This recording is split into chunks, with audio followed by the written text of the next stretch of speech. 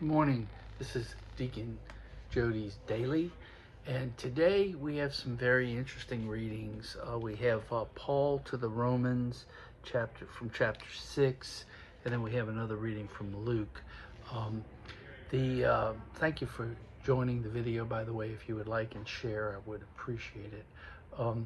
So let's talk about this reading that Paul has. He says in it an interesting line, which is, do you not know that if you present yourselves to someone as obedient slaves, you are slaves to the one you obey, either of sin, which leads to death, or of obedience, which leads to righteousness? What Paul is talking about here, I think, is freedom. Freedom is the inverse of slavery. A lot of times people think freedom is I'm free to do what I want.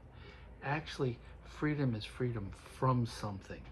And in this case, what Paul is talking about is being free from the tendency to sin, the lure of sin, your innate desire for pleasure or whatever that is contrary to being obedient to God's will. And what Paul is saying, and what we've come to know about freedom, is freedom is not free to do something. That is the license to do it. Freedom is being free from something. So what is Paul saying? Let's be free from sin, because if we're not free from sin, we are a slave to sin. And when you are a slave to something, you are obedient to it despite its good or bad nature, whether it's good for you or not. And so how does that affect us in the real world? Well, many of us have tendencies to do the wrong things. And I'm not talking about just little wrong things. I'm talking about things that the church teaches us not to do. For example, adultery. That's one of the things that the church teaches because it's one of the 10 Commandments.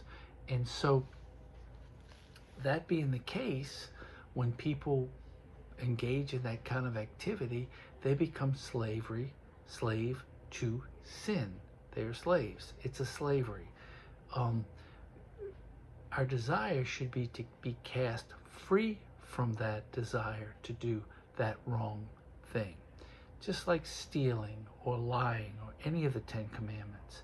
When we act in those ways, we're acting contrary to the way God has taught us to act by ordaining the proper way to conduct our lives. So what does that mean? That means that we have to be diligent of the way we act, and we have to have knowledge, wisdom, and understanding of what God wants us to do. Now, how does that relate to the gospel? Well, today's gospel is the story of the faithful steward.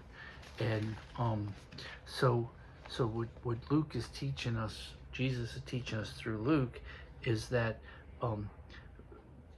we should be diligent when the master's not there, so that when he returns, he finds us as a faithful and prudent steward whom the master will put in charge of his stewards. Okay, so what does that mean? That means that this steward was doing what he was supposed to do. It wasn't anything extraordinary. It was what he was supposed to do. And because he was found to be obedient, and there's the key of the word for today, obedient to the Lord.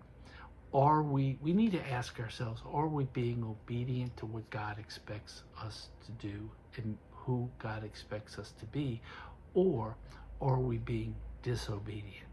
And what Paul says in the first reading is when we are disobedient, we're being obedient to sin.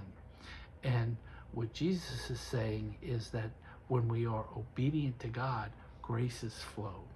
And so this brings up the whole idea of covenant, which is when you are faithful to the covenant, you get blessings. And when you break the covenant, you get curses. And that was in the Old Testament, that's in the New Testament. And that's what the message is, I think, today. To be diligent, to be obedient, to be cognizant of how we are living our lives. Let us today resolve to do better in the way we live our lives, to live a life that is consistent with what God expects us to. And in that way, we can get the grace, and in that way, ultimately, find our way to heaven. That's our message for today. I appreciate you for checking in with Deacon Jodi Daily. And if you would, once again, subscribe to my Deacon Jodi Facebook page and like the video, and please share it, because that's how more people become aware of what we're doing on a daily basis. I'm enjoying doing these. I hope you're enjoying getting them. You pray for me. I'll pray for you.